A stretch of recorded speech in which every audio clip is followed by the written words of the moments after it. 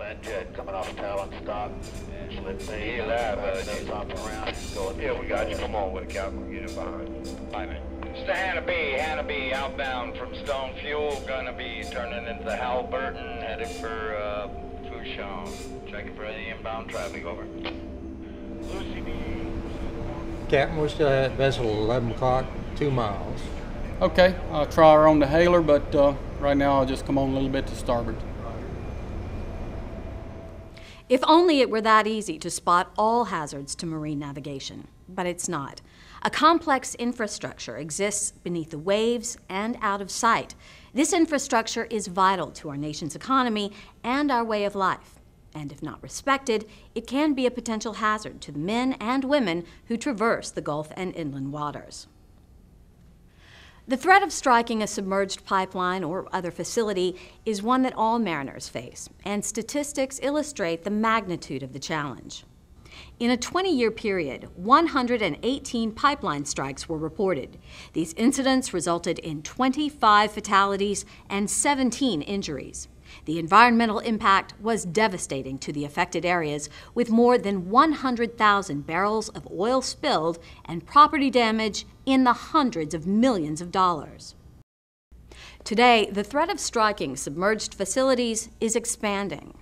As technology advances and industries grow, new infrastructure of all types is being installed in submerged environments.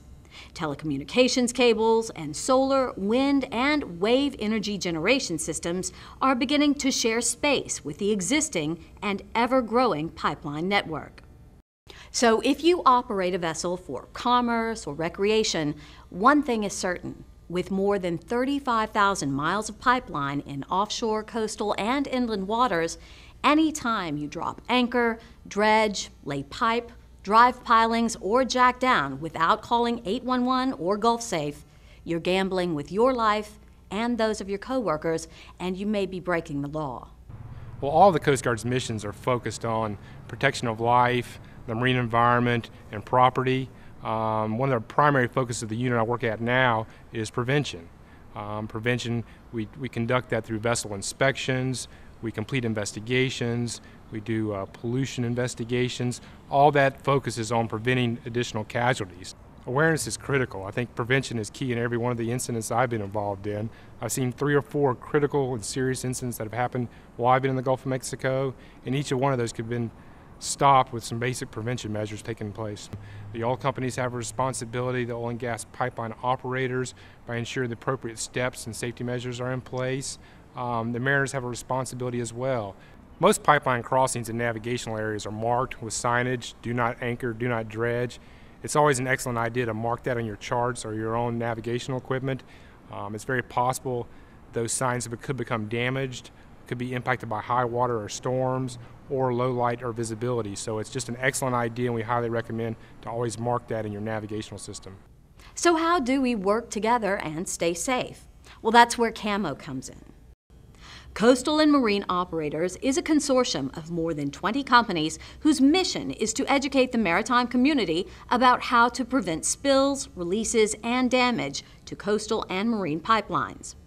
CAMO pursues this outreach in several ways, through working closely with pipeline companies and marine operators to identify and discuss issues and possible solutions, by distributing literature related to release and spill prevention, by conducting safety awareness meetings and seminars, and by producing and presenting public service messages like this one.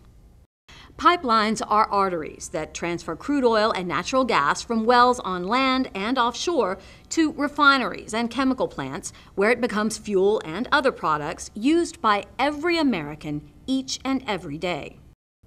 This pipeline infrastructure is critical to fueling America's industries and to our nation's prosperity.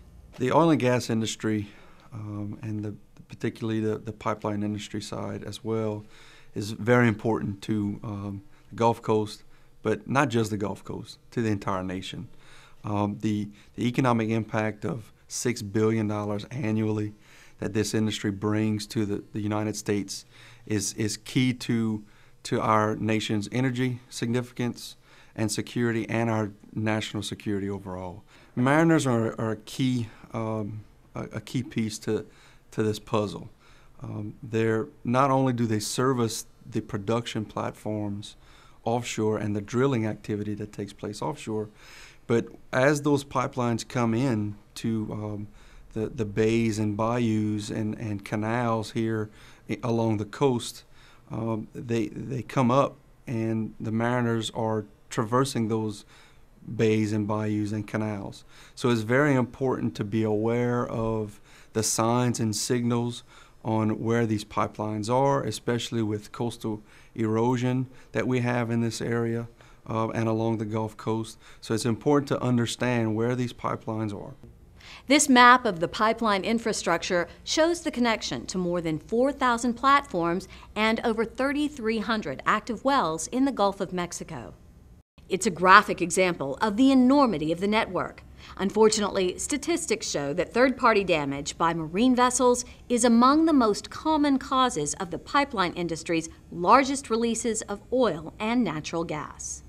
It's important to realize that almost any type of vessel, large or small, regulated or unregulated, recreational or commercial, can damage a pipeline and cause a release. Mariners can pull their drag lines across pipelines, causing external gouges. Drilling rigs and drill ships can break a line if they're not properly located or secured. Lay and derrick barges and large anchor handlers can impact the seafloor, causing a rupture. Damage from an anchor drag is another concern, along with jackup boats and spud barges. Commercial fishing vessels can also have impacts. Even wheel washing in shallow areas has caused props to hit lines. A good rule of thumb is that any marine activity that contacts the water bottom is a potential source of damage to submerged lines, and damage can occur wherever vessels travel. One of the biggest responsibilities is to have on board the available charts and any kind of publication provided, whether it be a chart that we use to navigate with or a chart that's provided with the oil company. And the biggest part of our duties is to make sure we don't drop an anchor on top of a pipeline. And with the right charts and publications, that shouldn't happen. Well, voyage plan is the biggest part. You got to know where you're going before you ever leave port, to know what anything that you may come in contact, whether it be a pipeline or a shoal or anything like that. You know, and that's responsibility that we have to do. And we also fill out a form stating that we're going to make this waypoint at this turn point to keep from this obstruction or this pipeline, if it may be shallow or whatever. There's significant danger associated with striking a pipeline. We've had a number of casualties happen in the past couple of years that we haven't had a loss of life that very well could have turned out another direction. We had a gas pipeline struck right in this area that resulted in a major fire that lasted for a number of days.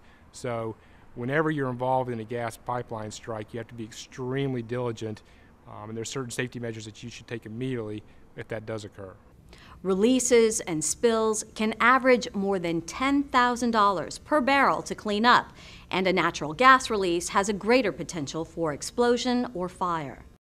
Obviously, a release of oil or gas can pose a serious hazard to people and to the environment. So, what's the answer?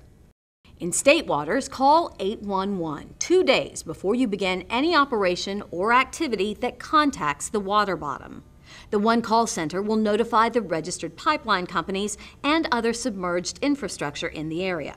The pipeline company's personnel will contact you to discuss how your work can be performed safely. 811 works in all 50 states and within state marine boundaries.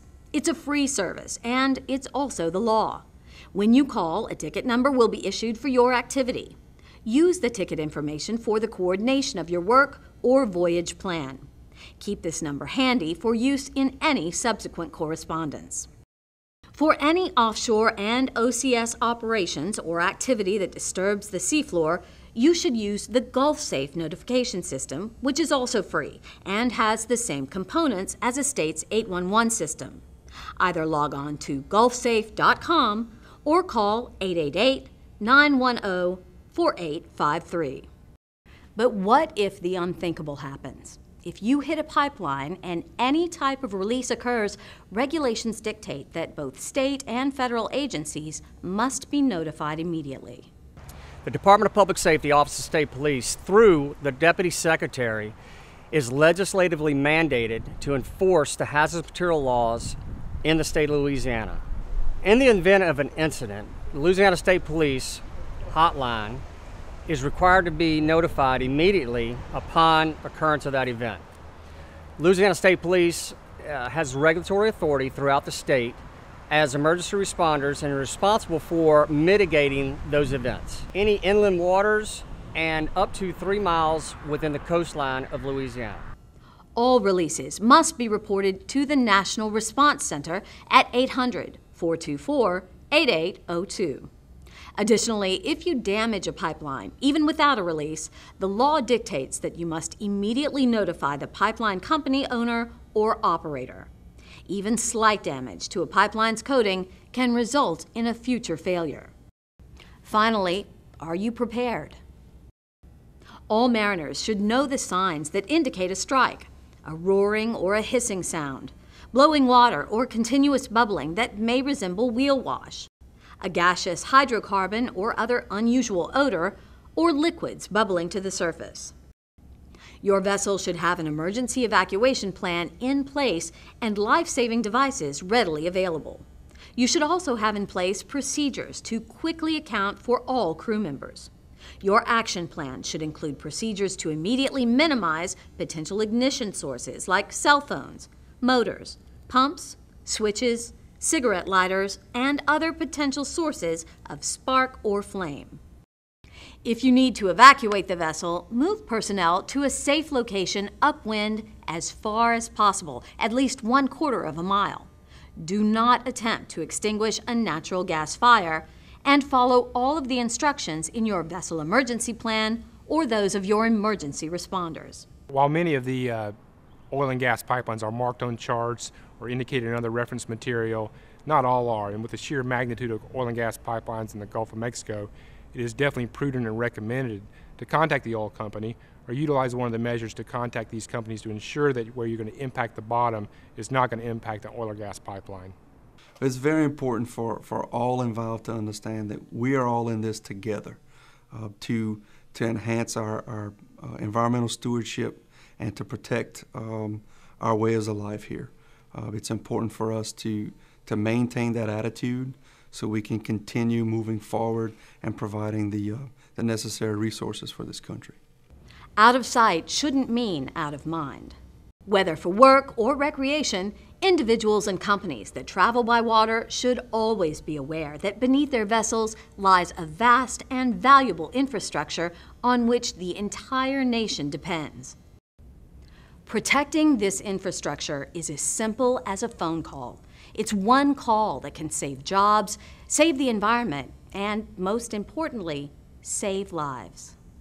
If you have any questions about CAMO or need additional information about pipeline safety, please go to our website at www.camogroup.org.